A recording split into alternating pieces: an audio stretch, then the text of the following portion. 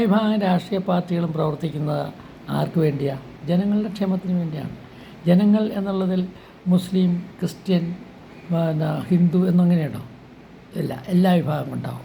എന്നാൽ മുസ്ലിം ലീഗ് എങ്ങനെയാണോ? അല്ല, അവരുടെ പേര് തന്നെ മുസ്ലിം ലീഗ് എന്നാണ്. മുസ്ലിങ്ങൾക്ക് വേണ്ടി പ്രവർത്തിക്കാൻ വേണ്ടിയാണ് അവരിയ്ക്കുന്നത്.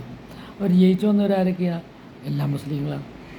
അവരുടെ മന്ത്രിമാരാരൊക്കെയാണ്? എല്ലാ മുസ്ലിങ്ങളാണ്. അപ്പോൾ അവർക്ക് കിട്ടിയ വകുപ്പുകൾ അവരെന്തായിരിക്കും ചെയ്യാൻ പോകുന്നത്? അതിലെന്തെങ്കിലും തൊഴിൽ സാധ്യത ഉണ്ടെങ്കിൽ, പ്രത്യേകിച്ച് വ്യവസായ വകുപ്പ്, എന്തെങ്കിലും തൊഴിൽ സാധ്യതയുണ്ട്. ബഹുഭൂരിപക്ഷം പേരും മുസ്ലിങ്ങളായിരിക്കാനുള്ള സാധ്യതയാണ് കാണുന്നത്. ഇപ്പോൾ തന്നെ പേഴ്സണൽ സ്റ്റാഫിലും അങ്ങനെ ആയിരിക്കണം. ചുരുക്കി പറഞ്ഞാൽ അങ്ങനെയുള്ള കന്നം തിരിവ് അവർ കാണിക്കുകയാണെങ്കിൽ UDF അവരെക്കുറിച്ച് വീണ്ടും ചിന്തിക്കേണ്ടി വരും. എന്തുകൊണ്ട്?